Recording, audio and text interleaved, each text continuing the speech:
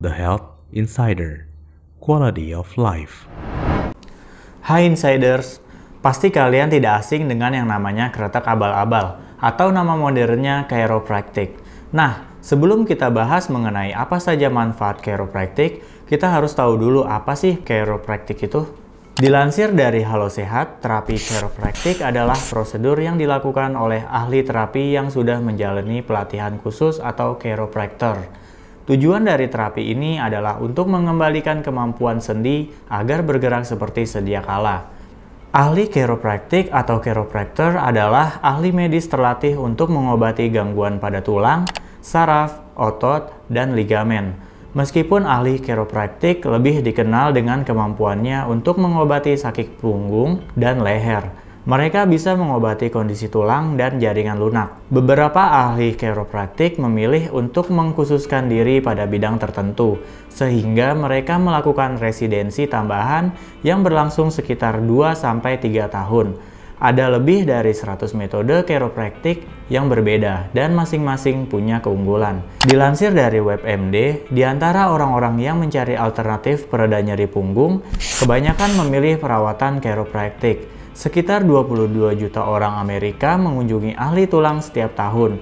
Dari jumlah tersebut, 7,7 juta atau 35% mencari bantuan dari sakit punggung berbagai penyebab, termasuk kecelakaan, cedera olahraga, dan ketegangan otot. Keluhan lain termasuk nyeri di leher, lengan, dan kaki, serta sakit kepala.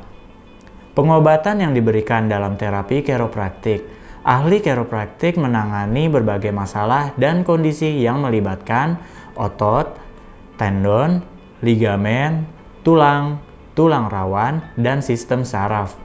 Sebelum menjalani metode ini, chiropractor akan bertanya mengenai riwayat kesehatan dan mengecek kondisi tubuh Anda untuk melihat apakah ada postur atau bagian tubuh yang tidak normal. Apakah perawatan chiropractic aman? Menurut American Chiropractic Association atau ACA, chiropractic secara luas diakui sebagai salah satu terapi non-invasif, bebas obat teraman yang tersedia untuk pengobatan keluhan neuromuskuloskeletal. Meskipun chiropractic memiliki catatan keamanan yang sangat baik, tidak ada perawatan kesehatan yang sepenuhnya bebas dari potensi efek samping. Resiko yang terkait dengan chiropractic bagaimanapun sangat kecil. Banyak pasien merasa lega segera setelah perawatan chiropractic, tetapi beberapa mungkin mengalami rasa sakit atau nyeri ringan, seperti yang mereka lakukan setelah beberapa bentuk latihan. Literatur saat ini menunjukkan bahwa ketidaknyamanan kecil atau nyeri setelah manipulasi tulang belakang biasanya memudar dalam waktu 24 jam. Untuk menghindari ketidaknyamanan ini, kami menyarankan untuk mengoleskan es ke area yang dirawat. Biasanya menggunakan metode 20 menit dan 40 menit. Juga minum air dalam jumlah yang baik. Sangat dianjurkan dengan hati-hati. Penting bagi pasien untuk memahami risiko yang terkait dengan beberapa perawatan paling umum untuk nyeri muskuloskeletal.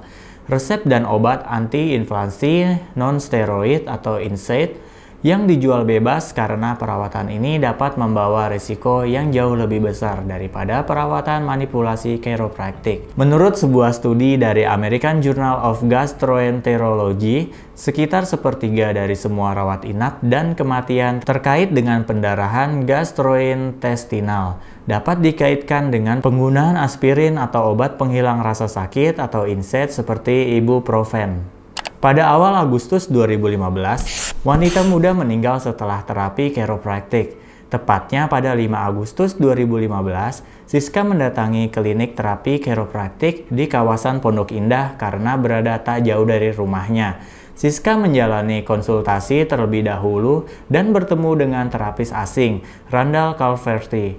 Dengan anggapan Randall adalah dokter yang ahli, Siska pun percaya dan menyetujui untuk menjalani terapi. Keesokan harinya, pada 6 Agustus 2015, Siska kembali ke klinik pada pukul 13.00 untuk menjalani terapi chiropractic dan telah membayar biaya sebesar 17 juta. Sore harinya, Siska kembali menjalani terapi dengan ditemani ibunya.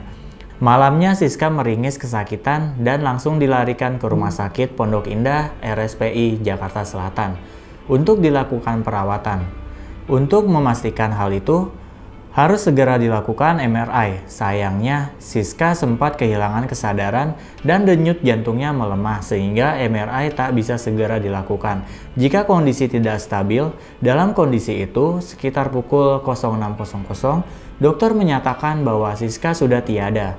Dia meninggal dunia pada 7 Agustus 2015 di Rumah Sakit Pondok Indah. Dokter menduga ada pembuluh darah yang pecah. Keluarga pun harus merelakan kepergian Siska yang telah pergi dalam waktu singkat. Jadi, dari contoh kasus di atas, kita dapat tarik simpulkan, semua perawatan didasarkan pada diagnosis yang akurat dari nyeri punggung Anda. Chiropractor harus mendapat informasi yang baik mengenai riwayat kesehatan Anda, termasuk kondisi medis yang sedang berlangsung, obat-obatan saat ini, riwayat traumatis atau bedah, dan faktor gaya hidup. Meskipun jarang ada kasus di mana pengobatan memperburuk herniasi atau selip atau manipulasi leher mengakibatkan cedera tulang belakang. Agar aman, selalu tanyakan kepada dokter medis Anda untuk memastikan kondisi Anda akan mendapat manfaat dari chiropractic atau alternatif pereda nyeri lainnya. Nah, itu tadi pembahasan tentang kretek abal-abal atau chiropractic. Sekian video dari The Health Insider, semoga bermanfaat. Kalau ada saran dan masukan bisa kalian tulis di kolom komentar ya. Jangan lupa like, comment, and subscribe. See you!